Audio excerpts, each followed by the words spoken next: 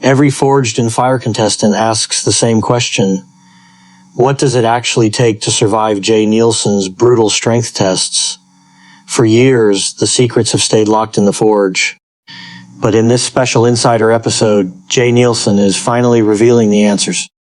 He's breaking down his most memorable blade failures, exposing the mistakes that doomed even the most talented smiths, and sharing the technical tricks he's honed over a lifetime of bladesmithing.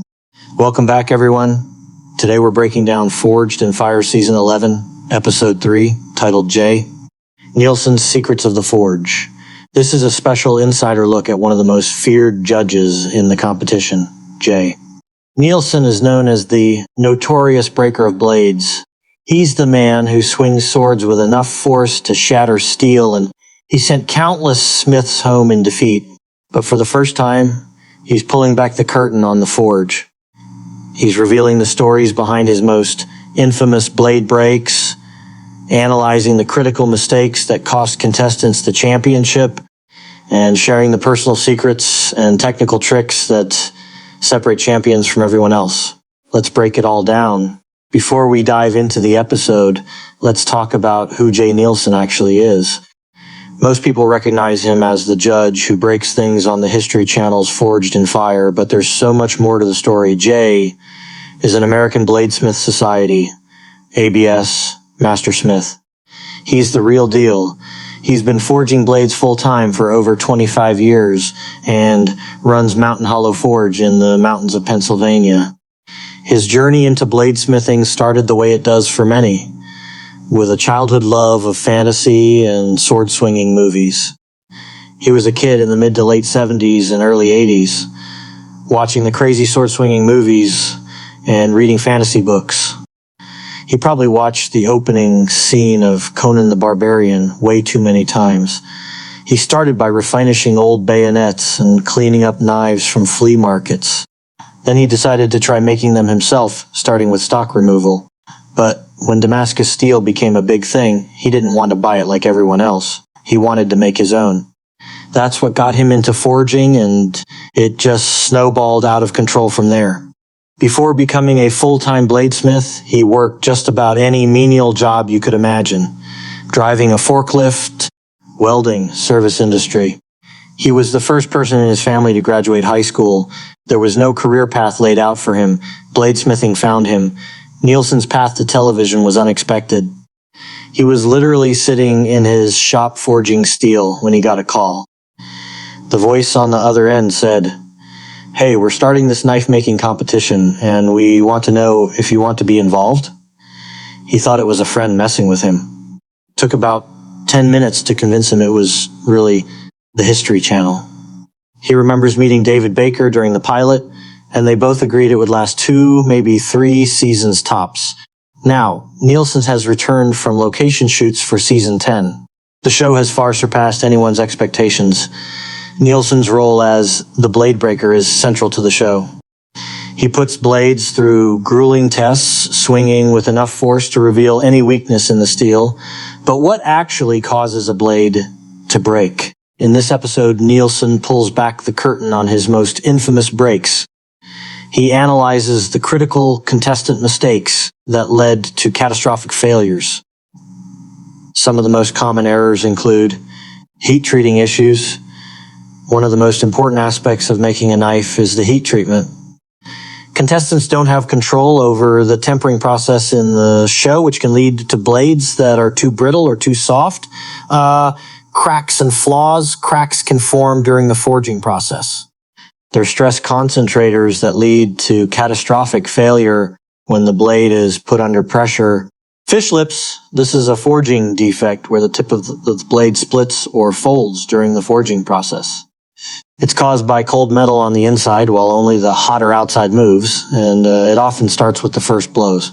Grain size. Smiths can control grain size through thermal cycling, but mistakes here can weaken the blade significantly. Neilson's expertise didn't come overnight. He's a mastersmith, one of the highest honors in the bladesmithing world. He was lucky enough to pass his journeyman and mastersmith tests on the first try, going from apprentice to mastersmith in only 5 years. Becoming a mastersmith was important for several reasons. Credibility, serious collectors only look at blades with a mastersmith or journeyman stamp. Financial boost, the stamp gave him a better reputation and helped his business grow. Knowledge base, he could reach out to other mastersmiths with questions. The community is supportive. Once you become a mastersmith, you are kind of part of an exclusive group. One of the most fascinating parts of this episode is Neilson's philosophy about what makes a great bladesmith. He's famously said, "When you think you've made a perfect knife, you should quit and start doing something else because you're not going to go anywhere from there." His mentor told him something similar when he passed his mastersmith test. It doesn't mean you make perfect knives. This means you know how to hide your mistakes, so nobody else knows that you didn't make a perfect knife. This is the heart of bladesmithing. It's not about perfection. It's about continuous improvement. It's about constantly striving to do better. It's about laying awake at night, thinking about new ideas and ways to improve your blades. The episode also touches on Neilson's work with his apprentice, Shelley Jack. Their story is remarkable. They met on a plane. Jack was on her way back from vacation, and Neilson was headed to a blade show. They hit it off and started talking. Jack said she'd heard of Forged in Fire and had seen an episode or two. That wasn't true. She'd never watched it. She was just bullshitting. Then she asked about the crazy pattern on the metal, and Neilson explained it was Damascus. She said, "Yeah, I don't even really like Damascus." In her defense, she'd only seen cheap flea market Damascus, poor quality metal that's sometimes just a surface etching. She didn't know what real Damascus looked like. They exchanged information and started emailing. When Jack returned to Pennsylvania, they went on a date. She researched who he was and realized he really is a big deal. She apologized profusely. 2 weeks later, she was in his shop forging her first blade. She fell in love with it immediately. What makes Jack special is her drive to improve. Neilson said when she's about 70% to 80% done with a piece, she already knows what she wants to do next and how to improve on what she just completed. She's constantly trying to make the next one better. And that's what separates a maker from a good maker. Neilson has been sharing his knowledge through various platforms, including a DVD called Tips and Tricks. It contains 13 mini demonstrations covering hand-rubbed finishes, etching logos, blades and full knives, anvils, hammers, and tongs, antiqued finishes, lanyard holes, mechanical joints, sharpening, cutting tests. These are the practical techniques that he's honed over 25 years. They're the secrets that he's finally revealing. Jay Neilson's Secrets of the Forge is a special episode for several reasons. First, it's a rare inside look. Neilson has been breaking blades on the show for years. His tests are legendary, but he's never shared his personal knowledge like this before. Second, it's educational. The episode analyzes the mistakes that doom contestants and the tricks that help them succeed. It's a masterclass in bladesmithing. Third, it reveals the human element. Neilson isn't just a judge. He's a craftsman who's dedicated his life to his art.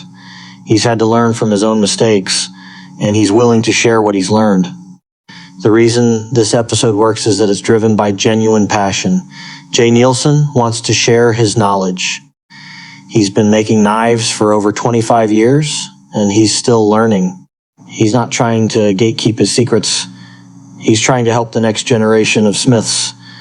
The viewers are looking for an edge. Whether they're aspiring bladesmiths or just fans of the show, they want to understand what it takes to succeed. The contestants are the ultimate students. They're the ones who will benefit most from Neilson's insights.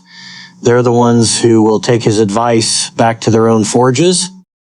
Season 11 of Forged in Fire continues to push the boundaries of the competition.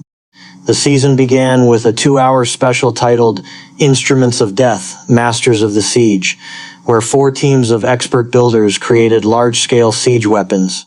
Now, the focus has shifted to the judges themselves. Jay Neilson's Secrets of the Forge is an insider look that gives fans a deeper appreciation for the man behind the anvil. The series also has other specials, including Beat the Judges, where champions face off against Neilson and the other judges, Jay. Neilson's Secrets of the Forge is a must-watch for any fan of the show. It's a rare opportunity to hear from one of the most respected figures in the bladesmithing world. Neilson has broken more blades than anyone on the show, and he's finally revealing what he's learned along the way. The episode is educational, entertaining, and deeply human. It's a reminder that even the most feared judge is a craftsman at heart, someone who's made mistakes, learned from them, and built a career on his passion for steel. In Neilson's own words, "I still haven't made the perfect knife. I'm still trying to get there." What do you think will happen next? Which blade break is the most infamous? And what's the one secret you'd want to learn from Jay Neilson? Let us know in the comments below. If you enjoyed this breakdown, don't forget to like, subscribe, and turn on notifications for more updates.